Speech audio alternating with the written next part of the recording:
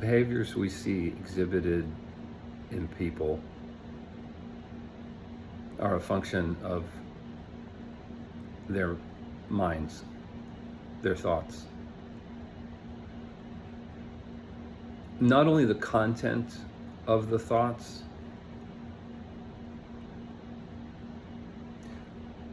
but also um, the degree to which attention is immersed in them.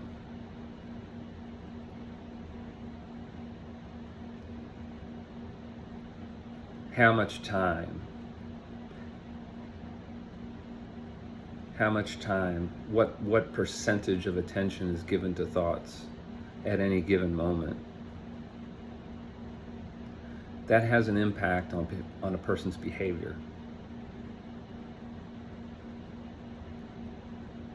It's not just that the content of the thoughts direct behavior, it's that the immersion in thoughts of attention has an opportunity cost to it. There's something in the moment that's not a product of its particulars.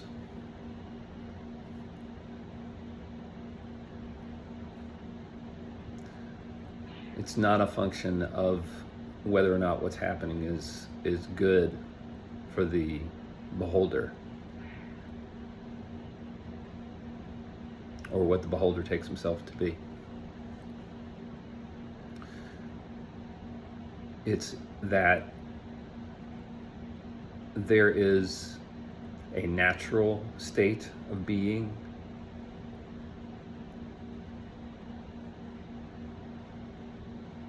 an unencumbered way of being, and attention's immersion in the thought loop is near ubiquitous among people and continuous. So that opportunity cost is not known.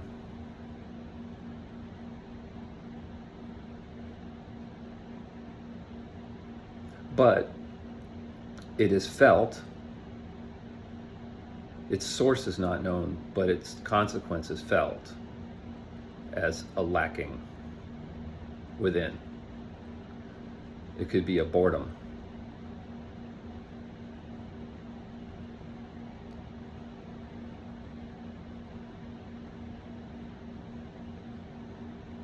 So there needs to be some way to alleviate that.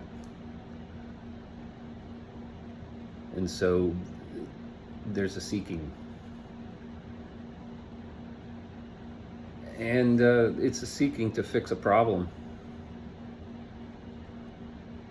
Either the problem of boredom or some perceived problem in the world. It's people who create problems. The world apart from man has no problems that need to be addressed.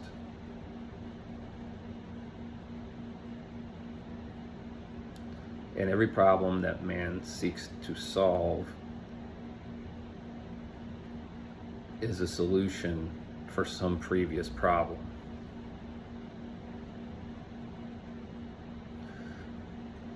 Beginning with the original problem of the world as it is not being sufficient,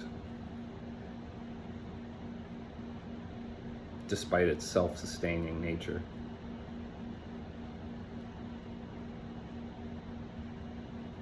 That's the root problem. And that problem only arises when there's identification with one to whom all of that relates.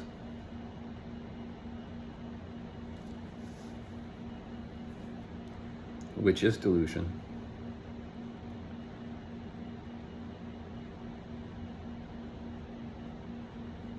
To the extent that the awareness one cannot be anything that appears in that awareness.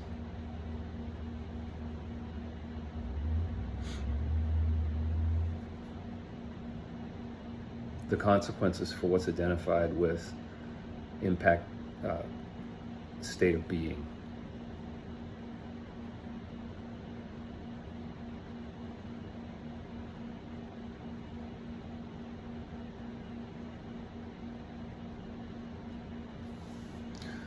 So a change in behavior, if not facilitated by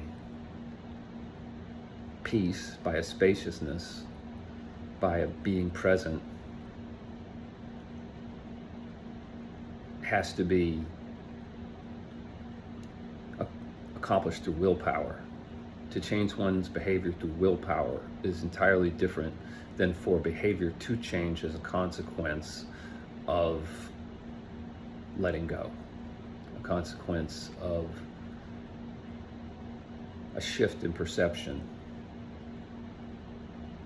that diminishes the inner sense of lack.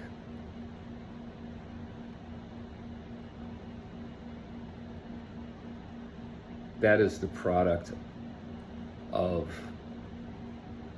for lack of a better way to put it, spiritual practice.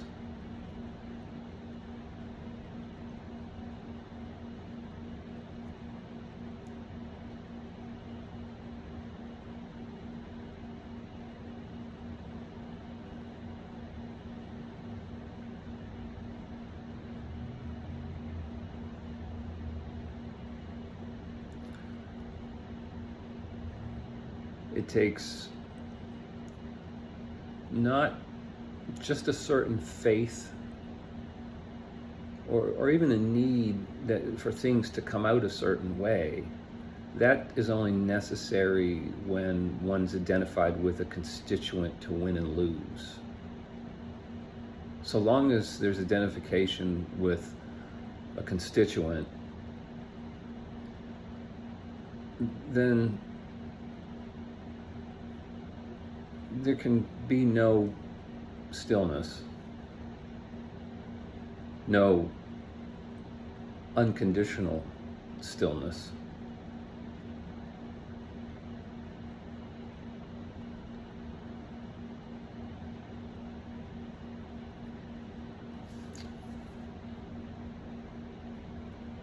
There is freedom, though, in the recognition of the perfection of the first cause, of the divine will.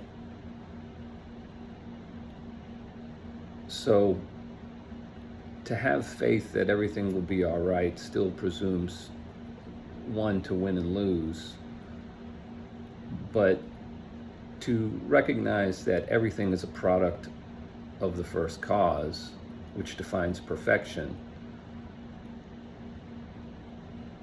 and that what one takes oneself to be is merely a part of that. In that, there's no judging of what is. And in that lack of seeing good and evil is a peace.